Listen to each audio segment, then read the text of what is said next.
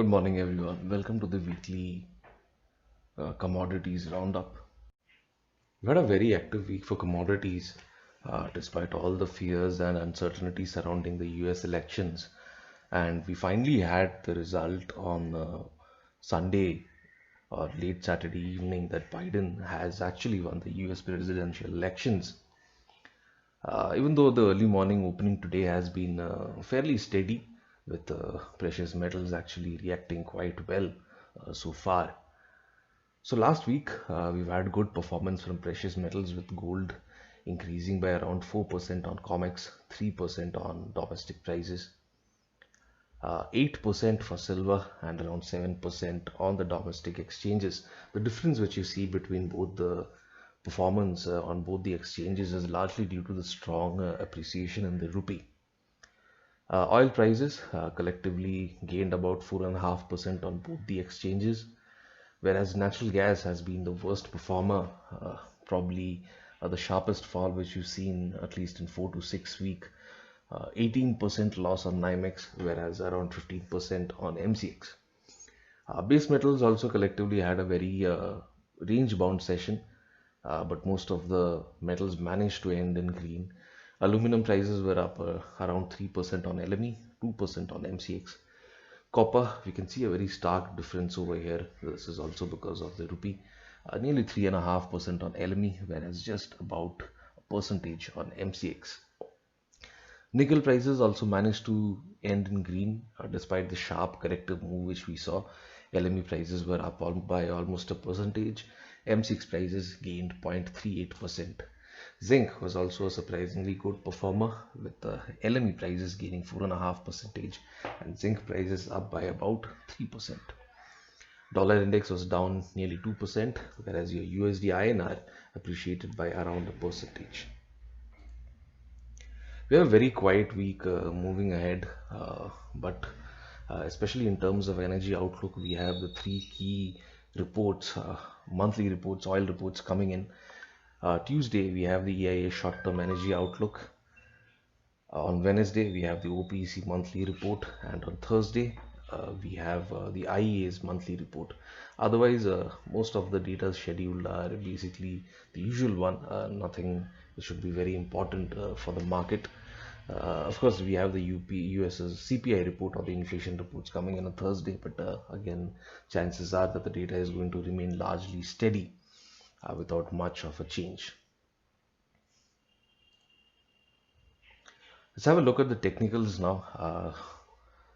So we have the results out. Biden has won the US election, but again, once you look at the broader picture, still remains a lot of uncertainty on if Trump, even though if he does concede defeat, whether there will be legal issues or whether he will actually concede power to Biden. So that still remains a big question, which could, bring in a lot of uncertainty into the stock markets and dollar index. But eventually that should be beneficial for your crude oil prices, sorry, your gold prices. So as you can see from the chart that we've had that very strong 2 consecutive days of close above the resistance at 51,500. And I think that clearly indicates that we are looking at a significant amount of upside in the coming few weeks. So keeping a bullish view on gold with an immediate eye on targets around 54,000. Like I said, a lot of reasons for this. One, Biden's election, stock markets look largely steady.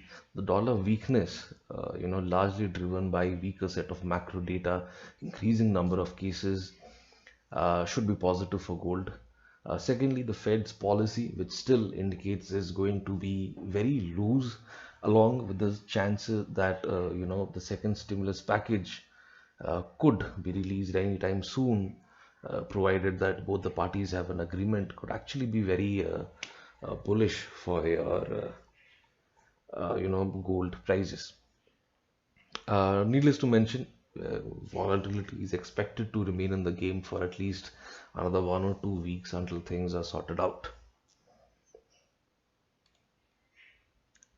Bullish view on silver as well. Firstly, we have the gold's breakout, which is coming in, so that is going to provide an ample amount of momentum. And silver individually as a metal has also closed above the key resistance at 64,000 for the last 2 days on Thursday and Friday. So that is a clear indication that silver prices are also likely to be headed to 69,000 to 70,000, which was the high sometime in early, late August.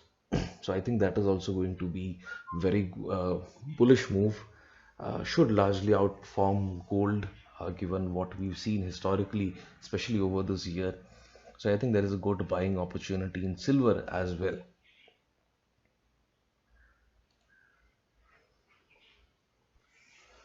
We've had a very sharp gap up opening for oil prices this morning, but again, that is largely due to the election results and the weakness in the dollar. But if you look at the complete picture for oil prices, I think few things are very clear.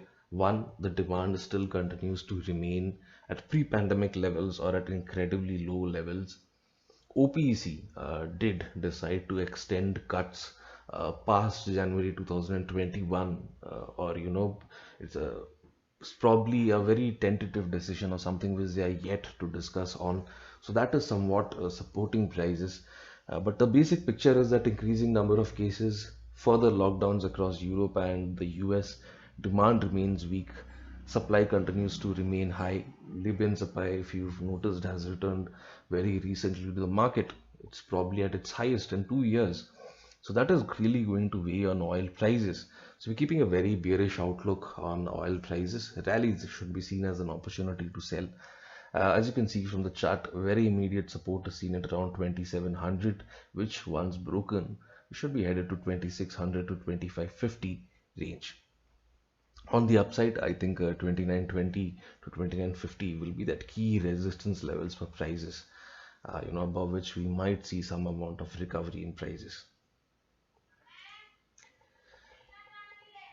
We haven't seen a lot of change for your copper prices over the last 10 to 15 days. As you can see that the prices are still holding into that broad range between 535 to 523. It seems that there is a big lack of buying support from both the Chinese and the Western markets as well. Despite a lot of encouraging data flowing in from China, where demand has clearly been on the increase. But I think the major factor which still remains over here is that despite China's growth, the growth on the global scale continues to remain very shaky, or very uncertain, which is something which is keeping prices into a broad range. We're keeping a very neutral view on copper. I think, given the large amount of false breakouts that we've had over the last 2 weeks, we'll clearly want some sort of decisive news or event, or sustained activity above the resistances or support zones before we actually trade into copper. So keeping a very cautious approach, a very neutral approach on copper, and it would be advisable that you're trading with very strict stop losses in the metal. Finally, nickel, as you can see from the chart, we've had a very strong corrective move over the last week. But from a short-term perspective, from a weekly perspective, it doesn't change the basic outlook for your nickel prices. We still continue to remain bullish on nickel, and I think in the current month contract over the next 2 to 3 weeks, we're expecting nickel to touch 1180 to possibly 1200 and further higher before the year ends. A lot of bullish factors coming into play for nickel. Strong fundamentals, demand from China continues to remain very strong, and like I have said over the previous video sessions, that the overall case for nickel is extremely bullish, from that strong EV demand, and that shift from fossil fuels to anything electric or solar is going to be a big boost for basically your industrial metals. So keeping a bullish view, this morning we've already seen nickel prices open higher at around 1175. I think that's a very good buying indication for nickel this week with 1200 as our targets. Needless to mention, 1135 is a very crucial support for nickel prices. Once we break this level, I think we can expect a significant amount of correction in prices to 1120 or 1100 as the worst case scenario. But again, that should be seen as strong buying opportunities. That's all on commodities. Have a good trading week. Thank you.